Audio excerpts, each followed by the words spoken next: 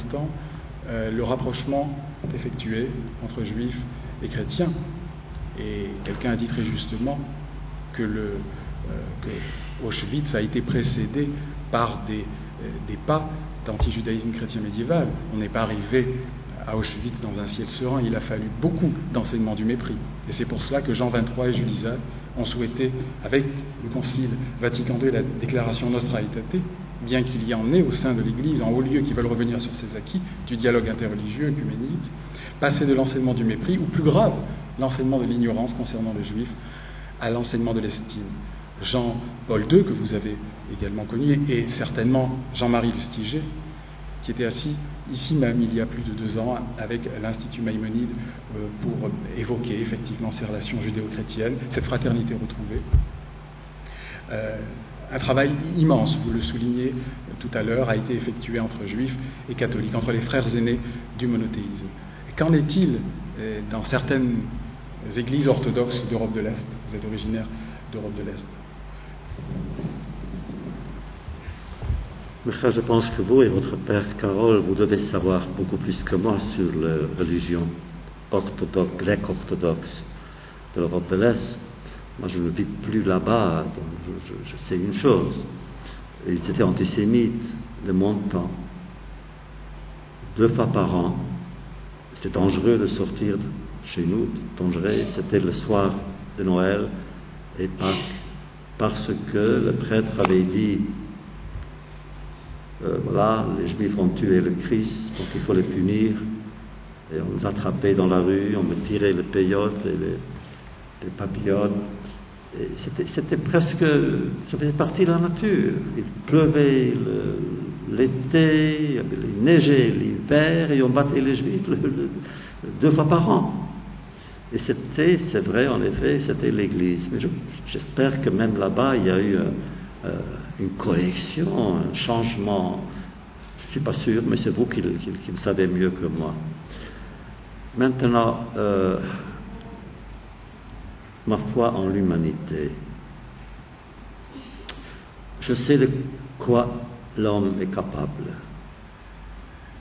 Du pire, mais aussi du meilleur. Le choix est entre nos mains. Comment expliquer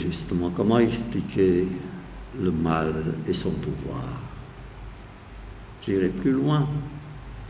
Comment expliquer le mal et son attrait, sa séduction? Comment expliquer la tentation de la haine? Pourquoi est-ce que les gens ne comprennent pas que la haine est laide? Elle est non seulement dangereuse, maléfique, mais elle est laide. Un visage ravagé par la haine, c'est un visage laid.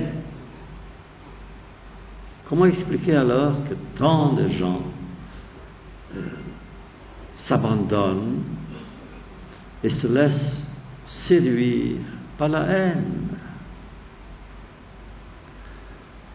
Eh bien, posons la question autrement. Comment est-ce possible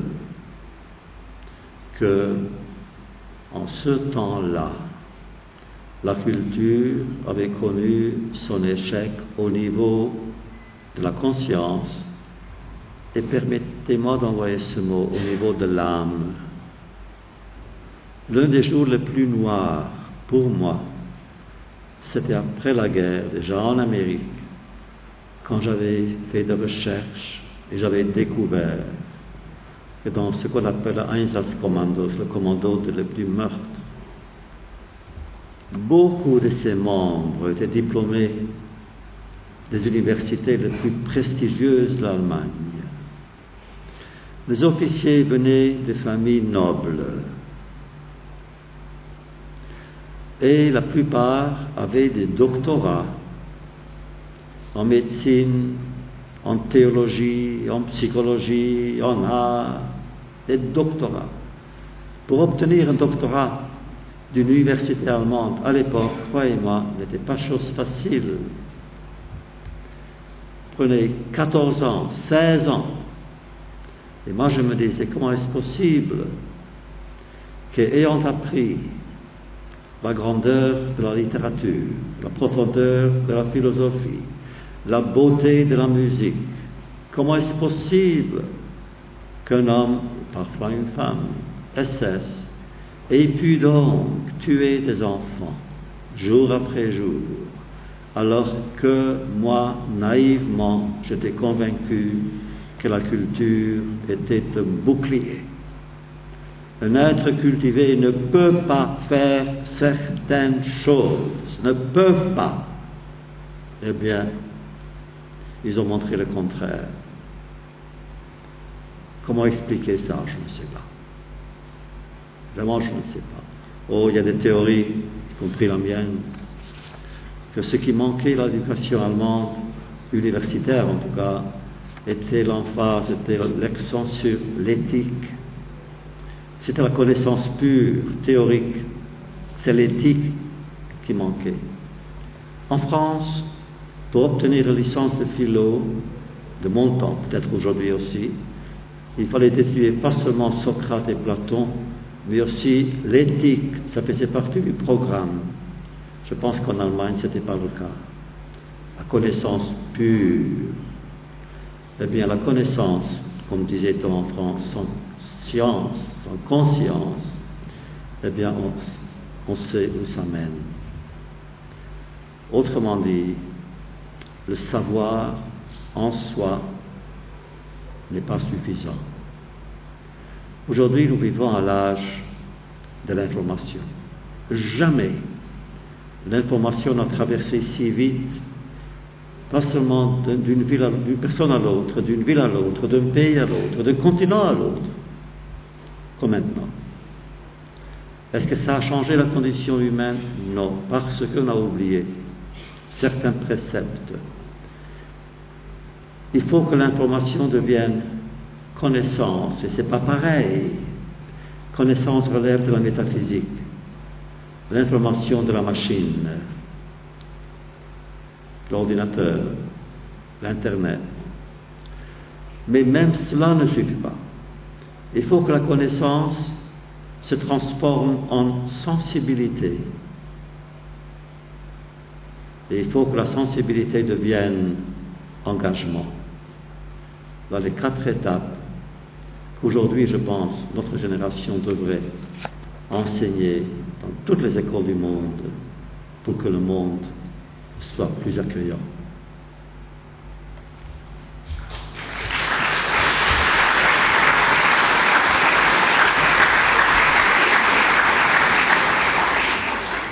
Je voudrais que nous en venions à parler d'Israël. Il y a une phrase dans votre livre incontournable. Comment concilier Auschwitz et Jérusalem? L'un serait-il simplement, je cite, l'antithèse, l'anti-événement de l'autre? Si Auschwitz demeure à jamais la question, Jérusalem est-elle à jamais la réponse?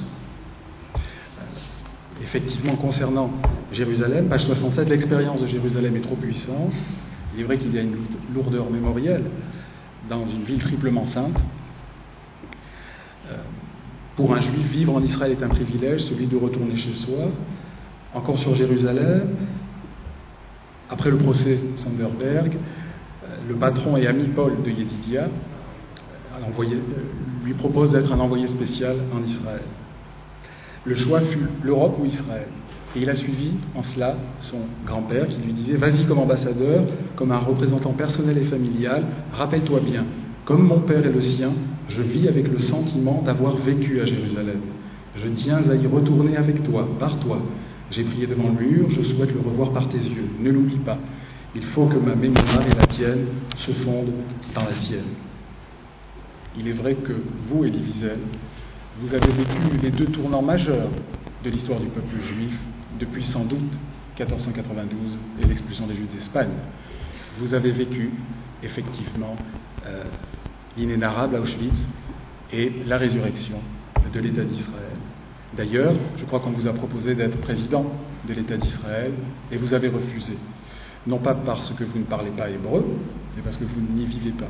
Ce qui vous différencie d'Einstein. Ben Gurion avait proposé à Einstein, il lui avait dit effectivement je ne parle pas hébreu. Vous parlez hébreu, mais vous avez tout de même refusé. Ceci dit, il y a Shimon Peres aujourd'hui qui, effectivement, occupe cette fonction. Donc, voilà. Alors, il faut une question. Effectivement. Pourquoi avez-vous refusé, alors, d'être président de l'État d'Israël? Car, comme le suggère le directeur de Tribune Juive, Yvan Levaille, vous auriez finalement établi un pont formidable entre les Juifs de la diaspora et les Juifs israéliens. Bon, en effet, on me l'a proposé, pas être candidat, mais simplement on m'a proposé le président. Tout a été arrangé. Mais c'est pas pour moi. Je leur ai dit, c'est pas pour moi. J'aime enseigner, j'aime écrire. Vraiment, fonction présidentielle, surtout en Israël, tellement symbolique, serrer les mains, ça ne me dérange pas de serrer les mains, mais en tout cas du matin au soir, non, c'est un peu trop. Et aussi, vraiment, je pense, d'abord, j'appartiens encore à la diaspora.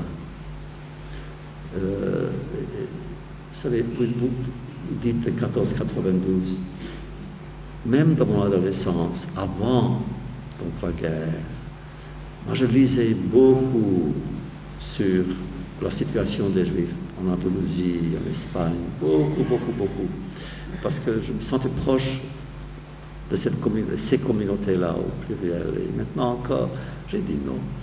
Et malheureusement, vous savez comment ça se passe. Plus je disais non, plus je disais oui. Il y avait des lettres, des pétitions. Il y avait un groupe qui voulait affréter un avion pour 100 personnalités pour venir à New York pour convaincre.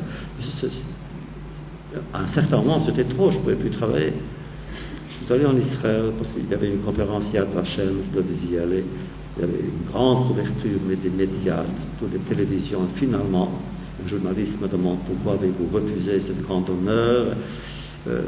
Là, j'ai trouvé la réponse. C'est rare, j'ai trouvé la réponse. J'ai dit, écoutez, pourquoi est-ce qu'on vient vers moi? Moi, je ne représente rien. Je ne suis président d'aucune organisation, d'aucun mouvement. Je n'ai qu'une chose, des mots. Mais ils sont à moi. Dès l'instant où je deviens président, ils ne le seront plus. Et finalement, ils ont accepté. Mais quelques semaines plus tard, quelques mois plus tard, j'étais à San Francisco à une conférence sur la paix, contre la violence et tout. Il y a eu un incident terrible.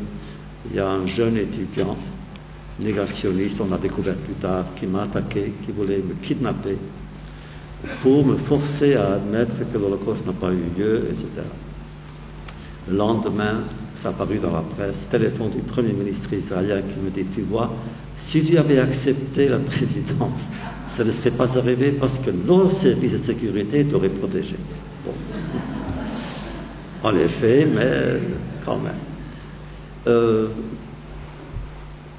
Cela dit, vraiment, Jérusalem, moi je porte Jérusalem dans mon cœur depuis ma plus tendre enfance. Je me souviens que le premier chant que ma mère me chantait était sur Jérusalem. La première légende que j'avais apprise était sur Jérusalem. Jérusalem était l'âme qui en moi animait tout le reste. Si bien que lorsque la première fois j'étais venu en Israël, je suis venu en 49, je suis allé à Jérusalem, la vieille ville n'était pas encore israélienne, était encore jordanienne. Mais j'avais eu le sentiment que ce n'était pas la première fois, que j'avais fait déjà ce pèlerinage plus d'une fois. Et depuis, chaque fois que je vais en Israël, je vais tout d'abord à Jérusalem, j'ai l'impression que c'est la première fois. Il y a quelque chose dans cette ville, à nul autre pareil. Bon, qu'est-ce que ça veut dire alors? Comment ça se fait-il que cette ville, plus que n'importe laquelle, a attiré tant de foudre, et tant de foules, et tant de nations, et tant d'armées? Aucune ville au monde n'est enviée par tant de peuples. Les chrétiens la veulent, les musulmans la veulent, nous la voulons. Est-ce que quelqu'un veut Paris? ou Londres, Montpellier peut-être, c'est une belle ville. Bon. Mais Jérusalem, tout le monde veut Jérusalem. Bon. Parce qu'il y a quelque chose dans cette ville que moi je dis, c'est le moment éternel de l'histoire juive qui s'appelle Jérusalem. C'est une belle ville. J'adore le silence à l'aube à Jérusalem. Oui, j'adore aller au mur et me recueillir. J'étais venu à Jérusalem, donc la vieille ville, le lendemain de sa libération, pendant la guerre de 6 jours. Je n'étais pas encore marié. Donc, moi, je savais en fait que si la guerre éclate, allez, je ne sais pas, vous êtes trop jeunes parmi nous. La guerre de 6 jours nous faisait peur, nous, juifs en diaspora. Pendant 3 semaines, j'étais correspondant aux Nations Unies. Et j'écoutais le discours du Palestinien Ahmed Choukeri, qui était alors le chef de la PLO, l'OLP. Et tous les délégués arabes disaient, maintenant, ce sera la fin d'Israël. Israël sera rejeté de la mer. Je l'ai entendu moi-même. Et il n'y avait personne sauf Arthur Goldberg, le représentant des États-Unis juifs, bons juifs, qui en fait s'exprimait avec colère en disant « Comment est-ce que vous parlez d'un État souverain, membre des Nations Unies ?» Eh bien, beaucoup parmi nous étaient convaincus qu'Israël perdrait la guerre. Je suis venu donc le lendemain, et c'était la libération de Jérusalem. J'avais l'impression que le peuple tout entier s'était mis en marche. Tout le monde, hommes, femmes et enfants, les étudiants de la yeshiva, et les cordonniers, et les tailleurs, et les grands-pères, tout le monde courait vers la vieille ville, vers le mur. Et moi, j'étais venu là, la première fois, je suis resté là-bas, et j'ai commencé à écrire mon roman Le mendiant de Jérusalem, là-bas, devant le mur, pendant que la guerre continuait encore dans le désert et sur le Golan. Et j'ai commencé à écrire avec mes lèvres une sorte de prière. Alors, toute la journée, j'étais là, et le soir, je rentrais à l'hôtel pour écrire ce que j'avais écrit toute la journée avec mes lèvres. C'était ma prière, mon chant d'amour pour Jérusalem. Maintenant, Israël vit toujours des heures d'angoisse. Je partage son angoisse. Cela dit, je suis optimiste, croyez-moi. Je suis optimiste parce que je crois que, je ne sais pas pourquoi, peut-être parce que j'ai vu quelque chose. 2 ans plus tôt, j'organise, moi, tous les ans, avec le roi Abdallah de Jordanie, des conférences de prix Nobel. Et c'était sous nos auspices que le Premier ministre israélien et le président Mahmoud Abbas, palestinien, s'étaient rencontrés pour la première fois. Et ils sont tombés dans les bras l'un de l'autre. Et nous avions de larmes aux yeux. Et alors j'ai commencé à avoir confiance. Je vous dis, vous verrez, nous sommes, je pense, plus près et plus proches d'une sorte de paix qu'avant. Maintenant, le problème véritable n'est pas entre Israël et Palestiniens, mais entre Palestiniens et Palestiniens, entre le Hamas de Gaza et l'autorité palestinienne des territoires. Je pense vraiment qu'il y aura une belle opportunité bientôt. Il y aura la paix. Pour combien de temps, je ne sais pas. Il y aura en tout cas une entente entre ces 2 peuples. Il est temps d'arrêter la haine, il est temps d'arrêter la violence, il est temps que la mort arrête de sévir.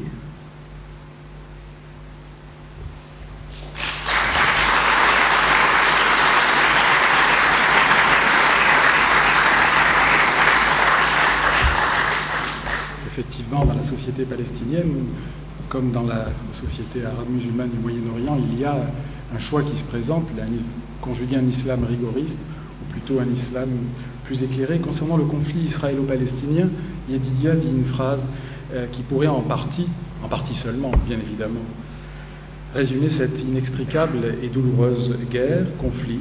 Comment œuvrer que l'espérance de l'un ne se fonde pas sur le désespoir de l'autre? Il est à espérer à nouveau que les cousins d'Abraham arriveront effectivement à bâtir des lendemains qui chantent. Vous disiez tout à l'heure que Montpellier n'était pas revendiqué. Je voulais juste faire à nouveau une petite parenthèse chauvine montpelliéraine pour le Moyen-Âge. En 1306, les Juifs sont expulsés du Royaume de France et donc de Montpellier, qui est le Languedoc et français à cette époque, et l'une des autorités juives pleure la perte du mont de Montpellier, grand mont de Montpellier. C'est un clin d'œil évidemment au mont Moria, au mont Herzl, au mont de Jérusalem.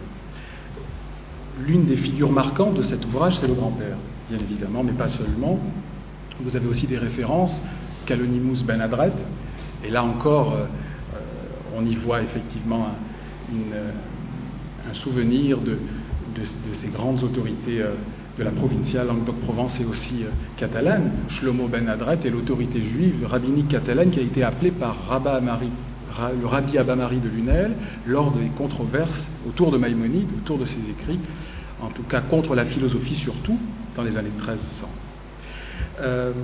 Je reviens dans votre ouvrage à effectivement cette question de Auschwitz et Jérusalem.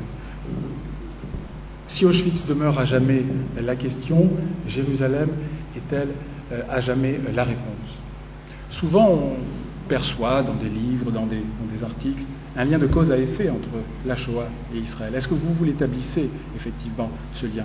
Ça serait faire injure effectivement tout ce mouvement sioniste du 19e siècle, début 20e, qui avait déjà, bien avant la Shoah, envisagé comme solution au problème juif européen la création d'un État contemporain.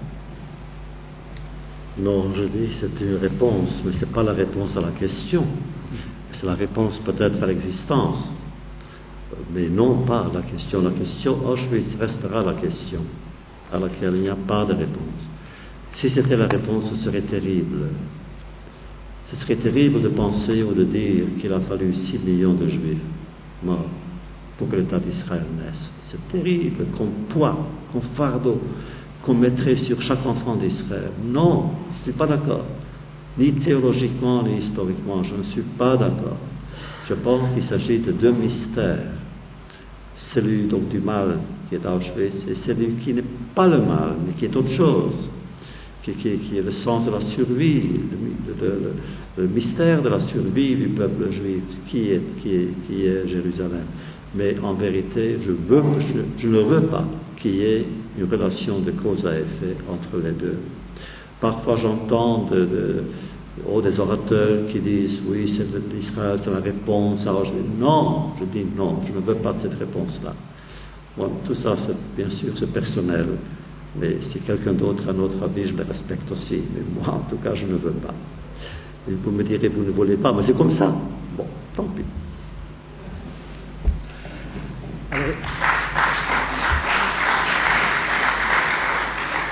Alors, on a parlé de l'Europe, on vient de parler d'Israël, on va parler de l'Amérique, car le lieu de cette histoire est New York, effectivement.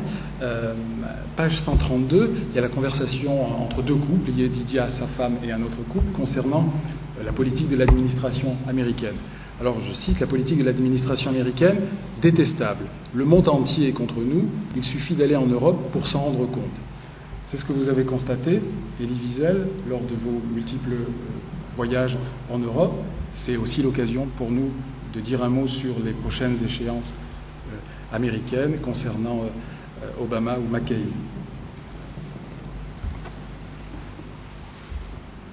Je ne pense pas que vous attendez 2 mois d'être prophète. Tout d'abord parce que je ne le suis pas, et puis c'est dangereux d'être prophète. Si vous connaissez l'histoire, je suis sûr que vous connaissez l'histoire religieuse de notre tradition, aucun des prophètes n'a connu une mort naturelle. Bien, vous ne voulez quand même pas donc que je sois prophète. Tous étaient des personnages tragiques. Ce que je peux vous dire, que je suis convaincu que quel que soit le résultat des élections, ce sera bien. Pourquoi? Parce que soit que le président, pour la première fois de l'histoire, sera un noir, soit que la vice-présidente, pour la première fois, sera une femme. Et d'avoir donc une femme présidente. Pas mal, je suis pour, à condition que ce ne soit pas moi. Mais je ne peux pas être président des États-Unis, heureusement, parce que je ne suis pas né en Amérique. Il y a les élections. Et les Juifs jouent un rôle important, mais tout le monde joue un rôle important dans les élections américaines. J'ose espérer que la campagne ne sera pas une campagne laide, que ce sera une campagne où les idées et les idéaux seraient examinés de l'un et de l'autre, et non pas de personnalités, des choses personnelles, des accusations. Enfin, j'ose espérer que ça restera, disons, honorable, décent, un peu respectueux. Mais c'est un souhait. Je vous ai posé les questions, cher Elie Wiesel, parce que nous savons très bien, comme l'a si justement souligné l'historien André Caspi, que lors de chaque élection américaine, les Français votent. Voilà. Effectivement. Donc, j'aimerais que nous revenions à une question qui a occupé une place, peut-être pas importante, mais tout de même intéressante, sur la compétition, la concurrence mémorielle. On en a beaucoup parlé, en tout cas, en France. Paul Ricoeur, aujourd'hui décédé, auteur de La mémoire, l'histoire, l'oubli, son dernier ouvrage, s'avoue troublé, je le cite, par l'inquiétant spectacle que donne le trop de mémoire ici, le trop d'oubli ailleurs, mettant en garde contre la tendance de telle communauté à se refermer sur son malheur singulier et à se figer dans l'humeur de la victimisation, au point, je cite toujours, de se montrer aveugle aux souffrances des autres. Qu'en pensez-vous? En tout cas, le philosophe Rainer Euschlitz, connaisseur de l'œuvre de Ricoeur, avait fait part dans Le Monde du 26 juin 2000 de sa déception face à la nouvelle croisade antimémorielle entamée par l'auteur de Temps et Récits.